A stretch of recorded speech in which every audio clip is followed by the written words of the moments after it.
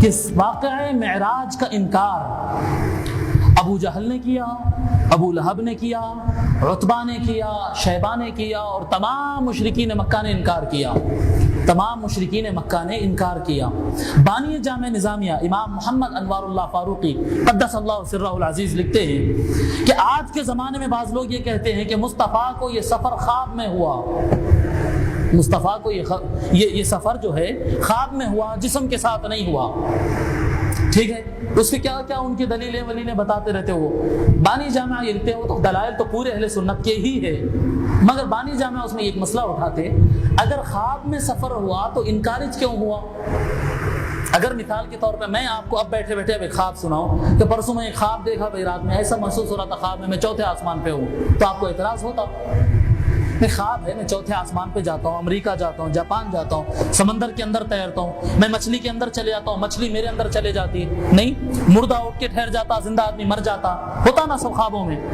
ایسے خواب تو ہم بھی دیکھیں، مردے زندہ ہو رہے ہیں، زندہ لوگ مر گئے جی، اور آسمانوں پہ اڑ رہے ہیں، اور ادھر جا رہے ہیں ادھر جا رہے ہیں، ایسے خواب آپ لوگ بھی دیکھتے رہتے ہیں، میں بھی دیکھتا رہتا ہوں، سبھی دیکھتے رہتے ہیں۔ تو خواب میں اگر کوئی آسمانوں پہ گیا تو کوئی اعتراض کی بات تھی؟ نہیں تھی نا۔ اب کتنے مرتبہ ایسا ہوتا ہے کہ ہم خواب دیکھتے، ہم اپنے ہی گھر میں رہتے مگر گھر الگ دکھتا، فیلنگ یہ ہوتی کہ ہم اپنے گھر میں ہیں مگر دیوان خانہ بھی الگ، گھر بھی الگ، دہلان بھی الگ، کمرہ بھی الگ، مگر فیلنگ یہ رہتی کہ یہ ہمارا گھر، رہتے اپنے ہی گھر میں مگر گھر الگ نظر آتا۔ تو کفار یہ کہیں کو پوچھنے لگے تھے، حضور اگر مسجد اقصی دیکھیں تو دروازہ کیسا ہے بتاؤ؟ ابو لہب، عتبہ وغیرہ یہ جو بدماشا تھے نا، یہ سارے مشرکین مکہ، یہ سارے سوالات کرنے لگے، محمد آپ مسجد اقصی دیکھیں، بتاؤ دروازہ کیسا تھا، اس کا کنڈا کیسا تھا، سامنے گراؤنڈ میں کیا بنا ہوا ہے، اوپر مسجد پہ کیا لگا ہوا ہے، کلس پہ کیا ہے، مینار پہ کیا ہے، گنبد پہ کیا ہے، گراؤنڈ کیسا ہے، موسم کیسا ہے، یہ سوالات کرنے لگے۔ خواب دیکھنے والوں سے یہ سوال کرتے ہیں؟ نہیں، تو تھالیاں بجا رہے، خواب میں انہوں مسجد اقصی گئے کرتے، ارے مسجد اقصی میں جا کے آتا ہوں خواب میں، نہیں۔ ایسے تو کئی مرتبہ ہم میں سے کتنے ایسے ہوتے ہیں جو خواب میں مدینہ شریف جا کے آتے رہتے ہیں، مکہ مکرمہ جاتے آتے رہتے ہیں، کہاں جاتے رہتے ہیں۔ میں سمجھتا ہوں جو بچے یورپ اور امریکہ وغیرہ کے لیے محنت کرتے، وہ پاسپورٹ کے چکرا مارتے، وہ خواب میں شاید امریکہ یورپ بھی جا کے آتے ہوں گے،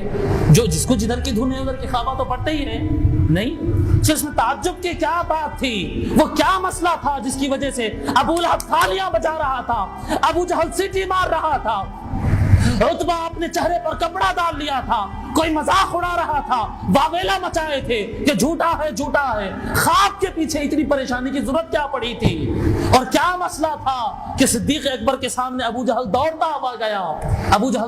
گیا کہ حضور صلی اللہ علیہ وسلم کا، محمد کا ایک دوست ہے جو محمد کی ہر بات مانتا ہے، آج تو میں اس کو بتاؤں گا کہ تمہارا محمد کتنا کہتا ہے، دیکھو جا کر سناتا ہے، ابو بکر ادھر آؤ سنو، آج جو محمد کو تم سچا کہتے ہو، وہ کہتا ہے کہ رات کے چھوٹے حصے میں وہ مسجد اقصی جا کر آیا ہے۔ جی حضرت سیدنا صدیق اکبر رضی اللہ تعالیٰ عنہ فرماتے، ان کان قد قالہ محمد فقد صدق، اگر یہ بات محمد نے کہی ہے تو سچ کہا ہے۔ ان کو نام دیا گیا صدیق، خواب کو ماننے والے کو صدیق کہتے۔ میں آپ کو کل سناتا ہوں خواب میں 7ویں آسمان پہ گیا، آپ مان لو آپ بھی کل سے صدیق۔ ارے ایسا نہیں ہوتا بابا، یہ خوابوں کی دنیا نہیں تھی، یہ حقائق کی دنیا تھی۔ بے معجزہ اگر میں خواب کے اندر چاند کو 2 ٹکڑے کر دیا تو میں بھی ہو گیا معجزے والا۔ انہیں خواب نہیں مولانا، ریئل میں خواب میں تو بہت کچھ دیکھ لیتے ہیں جی، خواب میں تو بہت کچھ دیکھ لیتے ہیں، ریئل میں 2 ٹکڑے کرو، یہ نبی کی شان ہے۔ سو خواب میں آسمانوں پہ جانا، خواب میں مسجد کو جانا، یہ کوئی معجزہ نہیں تھا، خواب کوئی بھی دیکھتا ہے۔ معجزہ مصطفیٰ کا یہ تھا کہ انہوں نے جسم کے ساتھ گیا، جسم کے ساتھ مصطفیٰ نے سیر کیا۔ تو آقا صلی اللہ علیہ وسلم کے جسمانیت یعنی بشریت بھی تھی، مصطفیٰ صلی اللہ علیہ وسلم کی نورانیت بھی تھی، مصطفیٰ صلی اللہ علیہ وسلم کی حقیقت بھی تھی، جو سفر معراج پر جا کر